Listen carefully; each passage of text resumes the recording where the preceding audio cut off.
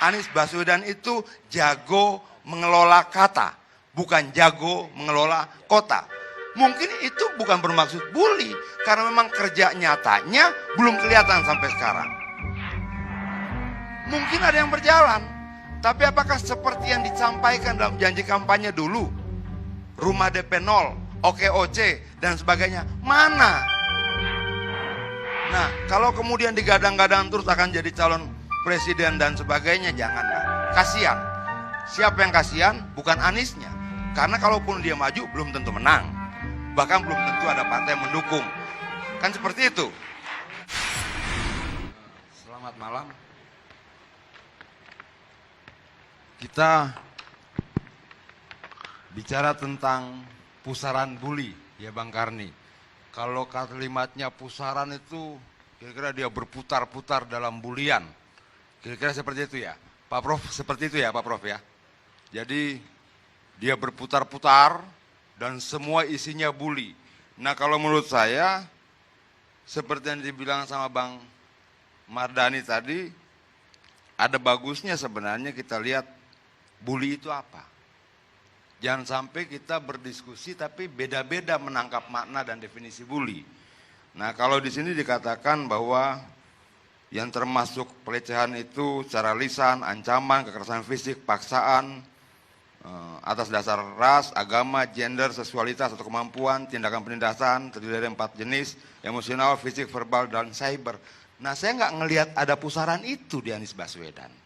Ini bully dalam pengertian yang populer di masyarakat. Jadi kalau kita, jangankan seorang gubernur, kita pribadi banyak yang nyerang kita lewat media sosial. Bang Karni sedang membuat sebuah definisi tersendiri, tidak secara kamus bahasa Indonesia tentunya. Nggak apa-apa, walaupun itu membingungkan saya, karena saya tidak melihat proses bully-bully seperti dalam definisi itu terjadi, Bang Karni. Apakah ada persekusi terhadap Anies? Nggak ada. Apakah ada yang ngancam mau dibunuh? Ada. Sebentar dulu. Tapi tidak pusaran, Bang. Kalau pusaran itu dia berputar-putar tidak berhenti-berhenti. Kalau cuma 1, 2, 3 itu bukan pusaran. Nah ini menurut saya bombastis. Apakah juga ada kaitannya dengan 2024 lalu kemudian seolah-olah Anies dibuat sedang teraniaya, tertekan sedemikian rupa, lalu kemudian rakyat simpati? Mungkin juga karena abang kita tadi sudah mengawali jangan-jangan 2024 ada hubungannya seperti ini segala macam. Walaupun saya pikir di mana dibulinya Anies? Nggak ada gitu loh. Kalau kemudian kita bandingkan dengan apa yang terjadi pada proses pilkada kemarin, kita tahu siapa yang dibully secara fisik, didatangi, dipersekusi, diintimidasi dan sebagainya. Untuk Anies saat ini tidak ada. Bahwa ada 1, 2 kalimat kata akun segala macam itu bukan pusaran. Itu clear dulu kita di sini. Jadi kalau kita mau berdiskusi, paling tidak kita punya kesamaan persepsi dulu tentang apa yang mau kita diskusikan. Jangan kemudian kita membuat definisi-definisi sendiri, lalu kemudian kita jadi debat kusir. Setiap orang memandangnya berbeda-beda. Nah, itu pertama. Terus kedua, yang saya lihat sebenarnya yang dikatakan Ernest lebih benar, yang dikatakan Bang Mardhani Ali tadi benar. Anggap saja itu kritik, terus kenapa kalau dikritik orang? Ada yang salah? Nggak ada. Apakah kritik itu identik dengan bully? Nggak juga. Tidak ada yang tersakiti di sini kok. Tidak ada persinggungan-persinggungan yang seperti dibacakan definisi tadi.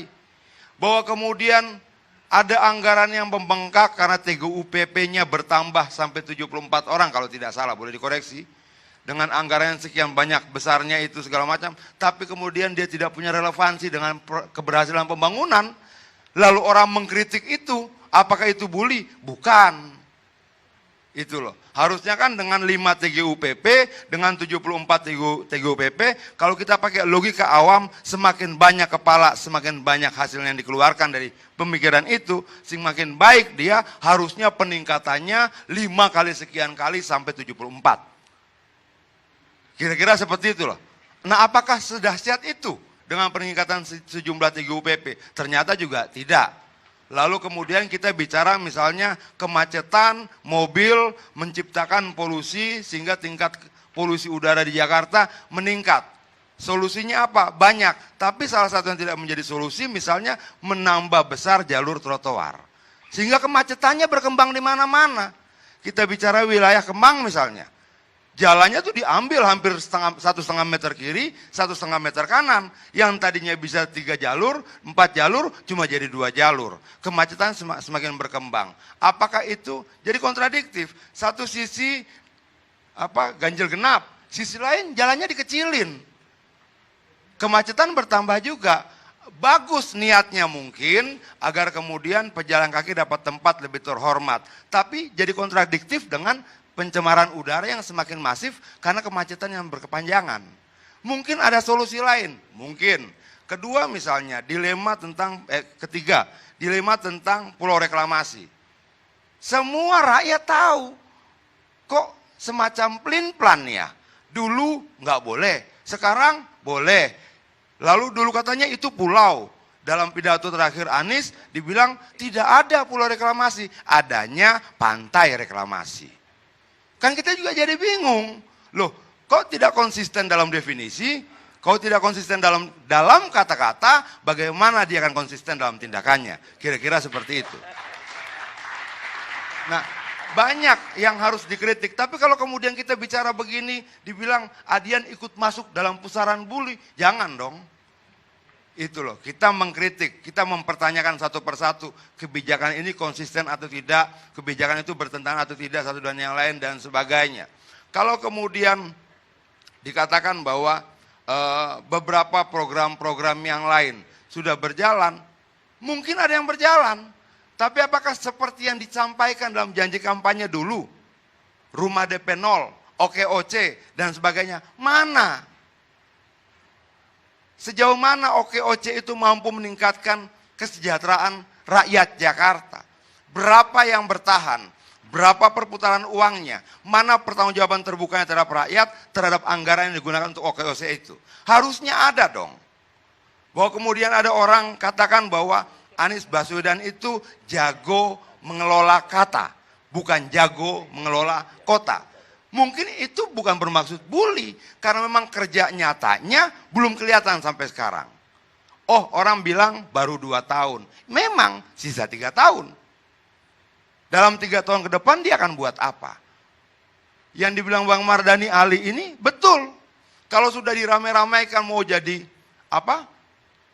ikut Pilpres 2024, nggak konsen dia nanti bangun Jakarta. Lebih baik jauhkan Anies dari rencana 2024. Biar dia konsentrasi dulu. Kenapa? Kalau 2024 pemilu, paling tidak persiapannya harus dilakukan 2002 setengah. Iya dong, 1,5 tahun persiapan. Loh, berarti sisa tinggal 1,5 tahun. Lalu rakyat Jakarta mau berharap dari mana? Dalam sisa 1,5 tahun seperti ini. Nah, kalau kemudian digadang-gadang terus akan jadi calon presiden dan sebagainya, janganlah. Kasihan. Siapa yang kasihan? Bukan Aniesnya. Karena kalaupun dia maju, belum tentu menang. Bahkan belum tentu ada partai yang mendukung. Kan seperti itu. Tapi, sudah bertemu bukan berarti mendukung. Nah, tapi yang kasihan rakyat Jakartanya, Bang Karni. Rakyat Jakarta yang selama ini menunggu sesuatu yang luar biasa yang dijanjikan oleh Anies. Jangan sampai nanti kemudian Anies punya alasan, maaf rakyat Jakarta, saya tidak bisa bekerja maksimal karena sekian lama nggak punya wakil. Selalu saja ada kambing hitam dari kegagalan. Nah, menurut saya itu harus kita pandang objektif. Seobjektif-objektifnya. Dan wakil rakyat dari DPRD nggak perlu galak-galak kalau kemudian misalnya Ernest pertanyakan, mana dokumennya. Mendatangi rapat-rapat terbuka DPR tidak serta-merta dia mendapatkan dokumen. Ini 2 hal yang berbeda. Yang dimaksud oleh Ernest, kasih dong dokumennya sama kita bawa pulang, kita baca sama-sama, kita diskusikan, kita analisa. Tidak bisa kemudian hak atas transparansi dan keterbukaan itu dihilangkan dan katakan datang. Saya juga anggota DPR. Tidak semua yang duduk di lobi atas menonton rapat terbuka itu mendapatkan berkasnya. Tapi apa yang dilakukan oleh Ernest harus dihargai dong. Dia berupaya Kenapa? Menjalankan fungsi kontrol DPR, bahkan fungsi kontrol tertinggi bangsa ini ada di tangan rakyat. Jangan dinegasikan. Hormati itu sebaik-baiknya. Masih boleh? Boleh, tapi dia kan belum dilantik. DPRD juga belum dilantik yang baru. Tadi ada seolah-olah Ernest udah jadi anggota DPR. Enggak, itu pandangan Bang Karni. Itu tafsiran Bang Karni. Saya katakan bahwa yang dikatakan itu betul meminta dokumen. Bahwa dia sebagai rakyat, hak atas transparansi keterbukaan informasi publik itu dia sebagai rakyat, bukan sebagai DPR. Sebagai rakyat dan sebagai DPR bagi anggota DPR yang lain, Bang Karni. Oh, DPR yang lain. Iya, nah anggota DPR yang sekarang aktif tidak boleh batasi itu. Kasih saja, umumkan saja, berikan saja. Tidak kemudian orang minta lalu dikatakan datang ke rapat kita terbuka. Semua yang datang di rapat terbuka di DPR belum tentu mendapatkan dokumen. Dan pemeriksaan-pemeriksaan detail itu bukan di rapat itu, tapi dalam materi, klausul-klausul dalam dokumen-dokumen itu. Nah ini juga harus kita berikan, Bang. Jangan kemudian segala sesuatu, nggak perlu jawab, Bang. Karena aku tidak sedang menyindir Bang sebenarnya, taruh aja mic-nya. Taruh saja mic-nya, karena kita tidak sedang berdebat. Kalau kemudian dianggap membuli juga saya keberatan. Saya cuma mengkritik karena saya juga anggota DPR. Saya juga tidak akan menggunakan bahasa yang sama. Kalau kemudian memang misalnya apa yang dikatakan Ernest benar, saya akan bilang maaf, datang kantor saya besok saya berikan. Itu jauh lebih dewasa, jauh lebih bijak. Kalau misalnya kemudian ternyata Surabaya lebih baik dalam mengelola, ya udah, akui saja. Jangan kita capek banding-bandingkan, kotanya lebih kecil, penduduknya lebih kecil. Ini jangan. Mungkin bukan persoalan penduduk, mungkin persoalan sistematika, mungkin persoalan penggunaan alat, mungkin persoalan prioritas. Banyak. Jangan kemudian kelebihan yang lain lalu tidak bisa kita lihat karena kita sudah berada dalam cara berpikir yang di sana lebih kecil kok, di sini lebih besar. Jangan. Saya percaya belum tentu Jakarta lebih baik dari Surabaya. Tapi belum tentu juga Surabaya lebih baik dari Jakarta. Masing-masing punya kebaikan. Jangan kemudian kita saling menegasikan dan menghilangkan begitu saja. Yuk kita belajar dari daerah lain. Sekecil apapun Surabaya, kalau dia punya kebaikan, ayo kita dengan rendah hati, kita belajar dari Surabaya. Sekecil apapun desa itu, kalau dia memang lebih baik, ayo kita belajar pada mereka. Tanpa mengecil-ngecilkannya. Masih boleh? Boleh, sedikit lagi. Nah, bukan, kalau sudah mandang-mandang begini saya agak takut. Kenapa? Di depan Bang Karni kita tidak punya kewenangan apa-apa, Bang.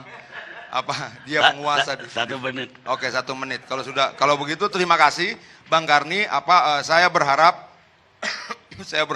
dalam sisa waktu ke depan ini Anies bekerjalah lebih baik. Walaupun saya tetap menunggu-nunggu apa yang sudah dia janjikan dalam sekian banyak janji politiknya, yang menurut saya sampai sekarang paling yang terrealisasi baru 4-5%. Tapi nggak apa-apa. Rakyat sudah terbiasa menanti, rakyat sudah terbiasa menunggu, rakyat sudah terbiasa mendengar janji, dan rakyat sudah terbiasa diingkari janjinya. Tidak masalah, kita akan tunggu lagi 96% berikutnya, Bang. Terima kasih. Terima kasih, hadir.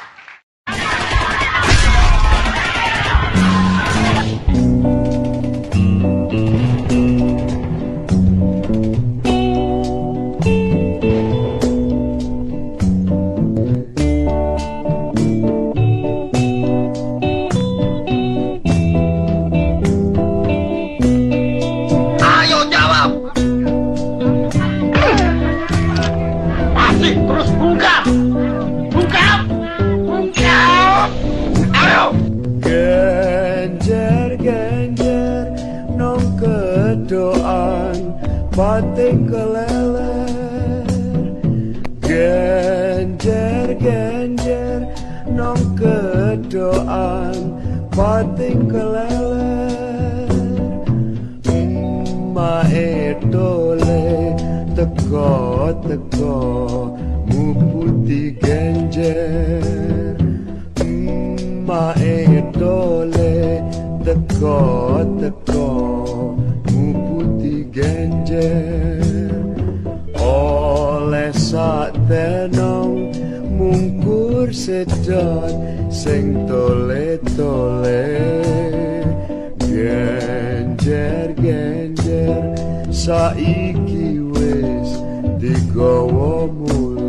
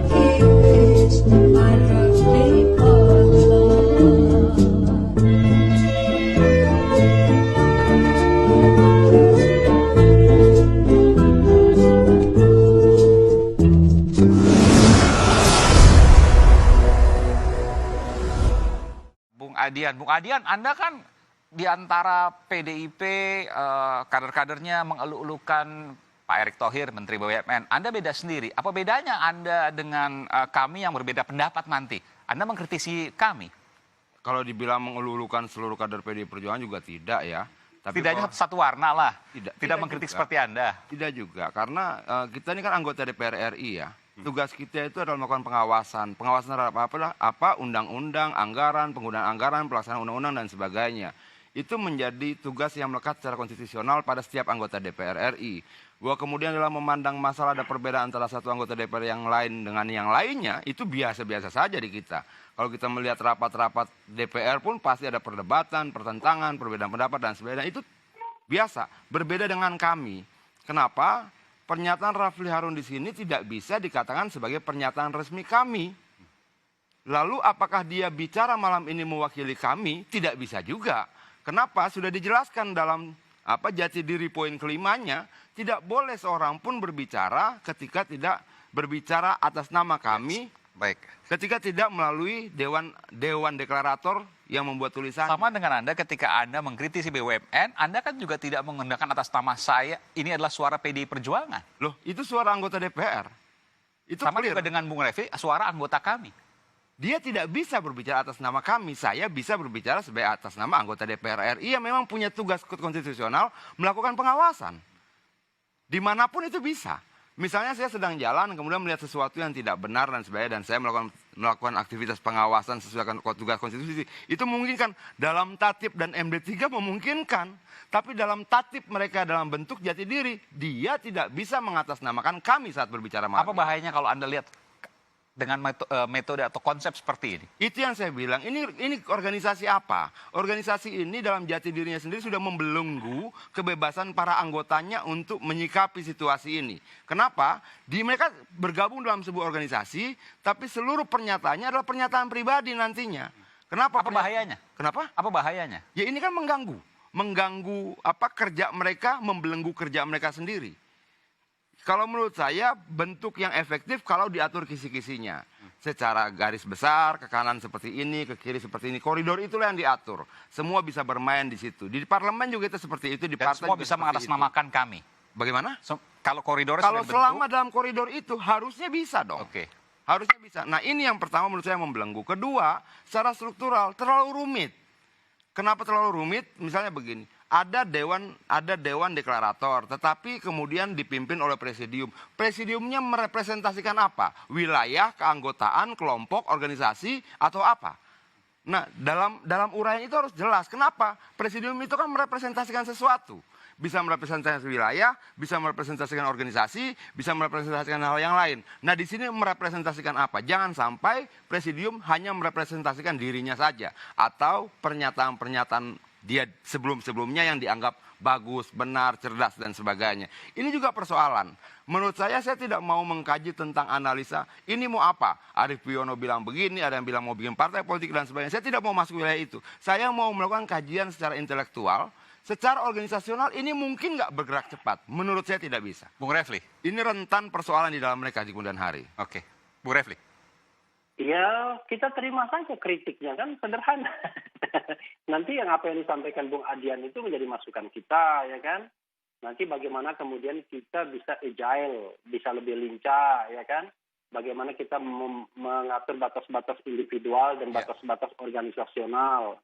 Jadi menurut saya ya kita terima saja sebagai sebuah masukan. Ya, tadi Bung Refli katakan ini berbahaya untuk mereka sendiri. Ini rentan untuk mereka sendiri. Rentan apa?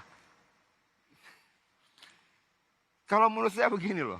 Kenapa sih harus diatur sampai sedemikian rupa? Ada ketidakpercayaan di dalam sendiri. Oke. Oke, kalau bukan bagian dari Dewan Deklarasi membuat pernyataan tertulis, semuanya bukan pernyataan resmi kami.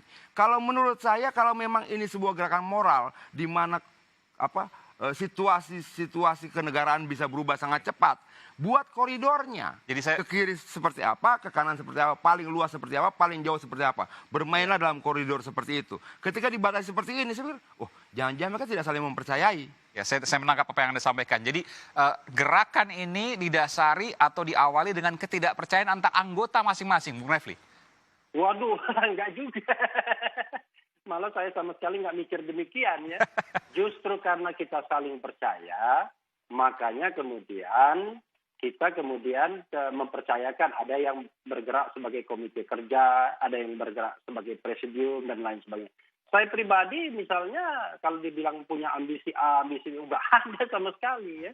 Jadi kalau dikatakan tadi pengen beauty contest, alhamdulillah tidak ya kan. Nah, tapi kalau yang lain kan saya tidak bisa kontrol. Yeah. Tapi intinya adalah saya melihat ini ya dari kacamata pribadi saya ya koalisi kebaikan saja. Oke. Karena dia moral movement dan nilainya adalah Pancasila dan Undang-Undang Dasar, saya kira justified untuk negara ini. Perkara kemudian nanti kita berbeda pendapat mengenai suatu agenda tertentu atau suatu isu tertentu, ya itu sunatullah. Itu hal-hal yang tidak bisa kita hindari. Kan kira-kira begitu. Ya, kalau menurut saya begini loh. Kalau gerakan moral dia akan sangat terbuka terhadap semua pemikiran, semua ide, semua kritik. Kalau dia harus tergantung pada mekanisme Dewan Deklarator sebagai pagarnya, pagar sikap dan sebagainya, ini akan menjadi gerakan politik sebenarnya. Ini yang dilakukan oleh banyak organisasi-organisasi yang sebenarnya menjadi organisasi politik. Karena ada patronnya. Betul dong. Kalau misalnya dia gerakan moral, buka. Kenapa nilai moral belum tentu semua orang bisa sama pada satu hal. Baik. Ada nilai yang berbeda, cara pandang yang berbeda, latar belakang yang berbeda, sikap yang berbeda, situasi, banyak hal. Baik. Dan itu tidak bisa dihalangi hanya dengan pernyataan tertulis Dewan Deklarator. Ketika dipagari sedemikian rupa untuk mencegah nilai moralnya berbeda di dalam, ini serta-merta menurut saya mengarah pada gerakan politik. Kalau dia mengarah pada gerakan politik, pemilu masih jauh. Apakah kemudian mau menjelma menjadi partai politik di kemudian hari? Itu bisa saya sebagai sebuah kemungkinan. Tapi kalau kita kaji lebih jauh, tidak tepat waktunya. Menurut saya kita fokus saja pada jati diri kami dan isi deklarasinya tadi. Oke, Bung Refli? Iya, saya senang sekali dengan Bung Adian ini. Kan imajinasinya tinggi sekali. Saya aja belum berpikir sejauh itu gitu ya. Tapi Atau jangan-jangan Anda nggak menyadari bahwa ini memang akan jadi partai politik karena sudah dibatasi bahwa hanya orang-orang tertentu yang bisa kemudian menggariskan Begini. suara partai Begini. itu suara Begini. apa namanya koalisi. Ini mirip sekali seperti partai politik, ada patron klien. Begini Bung Aiman ya, kayak saya pada usia 20 tahunan itu rasanya bahkan ketika masih sudah berhenti mengagumi orang. Jadi kalau mau mematronkan seseorang rasanya enggak lah ya. Itu satu. Yang kedua, kita tidak tahu bagaimana masa depan itu ya. Nanti misalnya menjadi partai politik, jadi organisasi apa dan lain sebagainya, itu sesuatu yang sangat tergantung dinamika. Tapi saya bisa pastikan kalau jadi partai politik Refli Harun pasti keluar. Kira-kira begitu. Karena kan Refli Harun kan orang yang nggak mau diikat dari dulu dengan partai politik, dengan struktur yang belak-belit dan lain sebagainya. Karena itulah saya merasa ya enjoy saja. Karena saya masih punya room, masih punya kebebasan untuk berbicara, tapi juga bisa juga membuat suatu isu yang menjadi common concern kita. Baik. Karena kalau kita ada common concern, biasanya lebih efektif untuk diperjuangkan ketimbang suara personal atau pribadi. Itu saja. Jadi Baik. menurut saya tapi. Saya tanya terakhir Bung Refli karena waktu sudah terbatas. Ya. Tadi Pak Gatot Nurmantio mengatakan bahwa pemerintahan saat ini terkait dengan oligarki dengan topeng konstitusi. Apa yang kemudian ingin disampaikan dari pernyataan yang sangat dalam ini? Ya tanya Pak Gatot dulu karena kan Pak Gatot itu kan ada dua sesi ya. Sesi mengenai deklarasi dan sesi pidato para presidium. Tapi saya bisa mengatakan begini fenomenanya. Kalau kita bicara oligarki politik, ya oligarki memang jelas sekali. Wujud dari oligarki itu misalnya masih dipeliharanya presidensial threshold, ya kan? Dan kita tahu bahwa oligarki politik itulah yang menentukan siapa yang akan jadi calon, siapa yang tidak. Dalam pilkada saja misalnya, sehebat-hebatnya calon di bawah, kalau tidak ditentukan oleh oligarki politik, bahkan kadang-kadang individual orang tertentu, mana bisa jadi calon. Oke. Jadi memang demokrasi kita memang masih dalam perbaikan. Dan itu yang kemudian akan disorot terus-menerus oleh kami, yang kemudian nanti menjadi langkah pertama kami, soal oligarki di pemerintahan saat ini. Iya, saya misalnya akan mengusulkan hapus presidensial threshold, Oke. hapus threshold dalam pilkada, misalnya begitu. Kalau diterima, itu menjadi sikap kami. Nah, itu diperjuangkan bersama sebagai common concern. Baik, kami tunggu nanti. Tentu jalan yang ada di bayangan saya salah satunya adalah lewat Mahkamah Konstitusi. Nanti kita akan lihat bagaimana kemudian prosesnya. Terima kasih Bung Refli Harun, salah satu inisiator dari kami koalisi aksi menyelamatkan Indonesia. Saat tim sedang memberikan hukuman pada pria ini, di sisi seberang jalan terpantau dua laki-laki sedang mendokumentasikan giat patroli. Namun, mereka langsung masuk ke dalam mobil saat tim Tiger memergoki. Woi, berhenti dulu, woi. Woi, berhenti dulu, woi.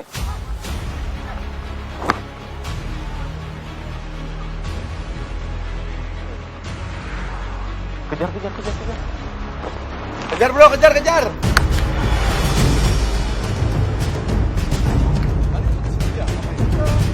Pengemudi mobil langsung tancap gas ke arah Sunter.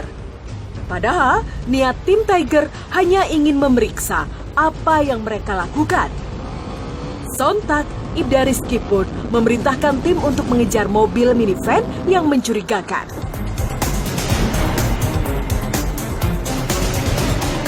Anggota berhasil menghentikan mobil di depan sebuah kompleks ruko di Sunterjaya, tepatnya di Jalan Agung Timur 2. Pengemudi dan penumpang mobil memberikan sambutan kurang sopan pada tim Tiger. Bos. Dari mana barang kabur semua? Dari besar. Lagi ya, makanya kita pas lagi Mangga Besar di stasiun Enggak bos, kita nggak ada masalah. Berapa? Maksudnya tadi kan kita ngeliat itu. Nah terus buka mobilnya. Silakan. Buka. Tunggu. Bukain semua. Dengan wajah masam, pengendara ini mengantarkan Ibda Rizky untuk memeriksakan bagian bagasi mobilnya. Terlihat jelas ia dipengaruhi emosi akibat pemeriksaan yang dilakukan. Padahal sejak awal, Ibda Rizky dan Brigadir Sugeng sudah meminta mereka untuk berhenti secara baik-baik. Hati ya. Kosong ya. Lihat aja buka semua. Iya, kosong. Tangan yang di mobil ya. Ini barang apa ini? Mana? Ini plastik ini. Ini obat nih. Biasa dong. Kita ini nggak ada salah. Kita Kita baik-baik. Kita kayak bikin kayak begini. Saya cuma cek baik-baik loh. Iya bos. Yang bos ini Pakai urat. Saya tadi manggil nggak? Udah manggil pelanggan tadi. Mau lihat. Sorry. Tadi nggak lihat. Saya tadi baik-baik yang ngecek. Ya kau marah-marah terus.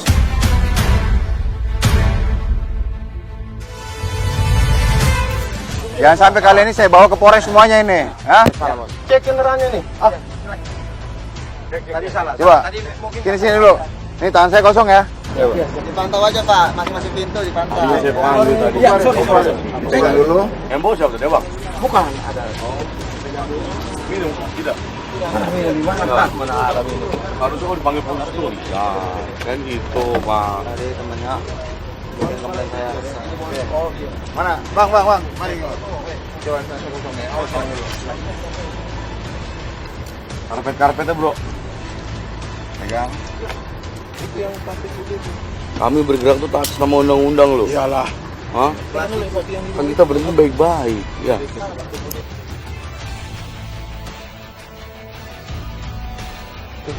Yang di bawah itu.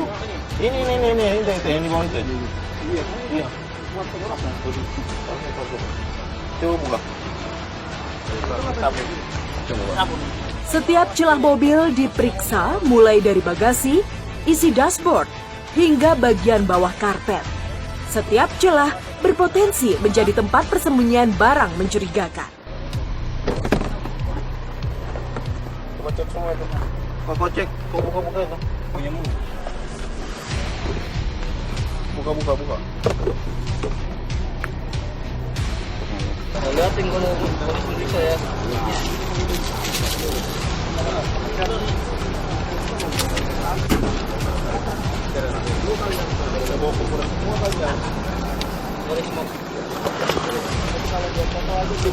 Tanah ya.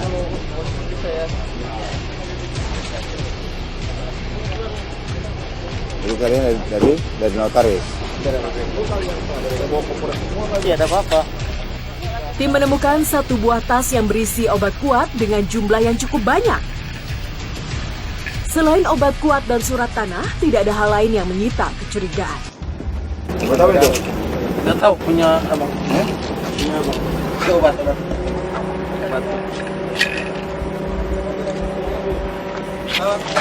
Banyak sekali nih TC Magic.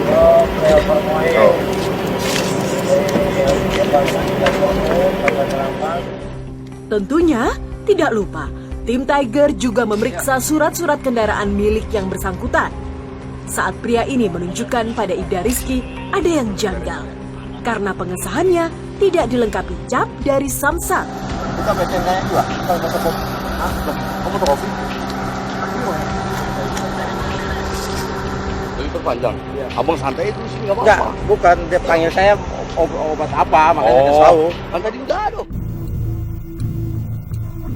Ini bukti apanya ini? Bukti perpanjang. Perpanjang. Bukti perpanjang emang di Mitra Jaya, di Biro Jasa. Iya.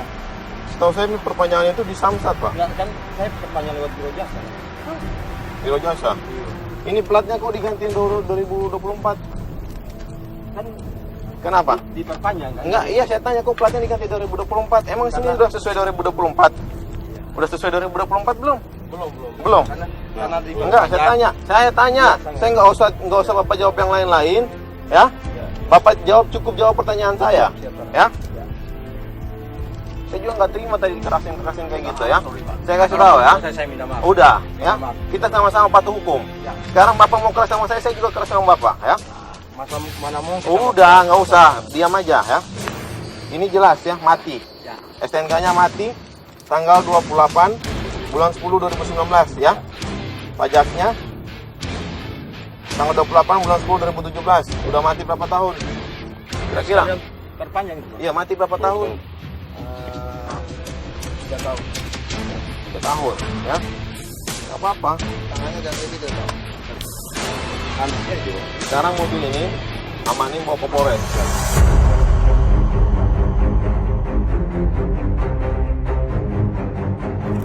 Bapak kalau mau ngambil, bawa BPKB-nya. Ya. Saya udah tahu baik-baik kalian kayak gitu. Barang-barang kalian situ udah dicek semua belum? Udah dicek. Udah pastikan semua. Nggak ada apa-apa. Barang-barang kalian yang perlu dibawa, diambil. Yang perlu kalian ambil ya. Saya nggak mau nanti ada suatu. Kita bareng ke Polres aja ya. Hah? Ya ke Polres aja. Yang itu diperkenalkan juga, Bos. Udah, kalau dengar kata-kata saya dulu ya. Kok nggak usah tawar-menawar sama saya, ya? Tahu terus baik-baik kok malah ngeras-ngeras sama saya kan? Ternyata bukan hanya STNK yang membuat curiga. Plat nomor yang ia gunakan pun merupakan plat nomor palsu. Ini plat buatannya, bukan dari lantas ya? Ya. Plat buatannya? Belakang lantas itu. Ya, Udah saya tanya depannya ini, nggak usah bilang belakangnya. Itu pecah, Bang. Ya, pecah jadi buatan. Kok pikir kita ini preman berhentiin kalian? Hah? Kalian benar-benar bukan penjahat. Paham? Aparat ya, wajib memberhentikan siapapun yang kami curigai, ya. Jelas gak kau?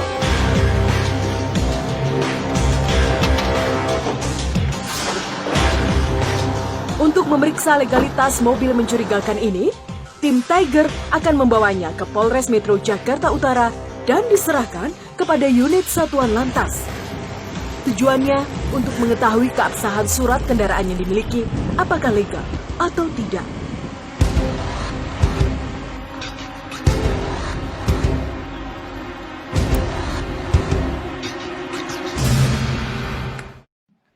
Saya tidak terlalu gembira dikatakan kinerja Prabowo Subianto, Menteri Pertahanan, Menteri yang terbaik. Saya ini waspada. Ini jangan-jangan taktik politik Melayu. Iya kan? Itu namanya mengangkat untuk menjatuhkan. Saya ini bukan sok merendah, tapi saya ini saksi, saya lihat. Di kabinet ini banyak yang bekerja keras. Semuanya bekerja keras. Saya lihat semua menteri bekerja keras. Jangan adu saya sama menteri-menteri lain. Dalam kesebelasan sepak bola, emangnya satu orang? Tidak. Seluruhnya harus baik. Supaya bisa menang. Saya waspada. Siapa yang bayar ini survei-survei ini? Ya kan?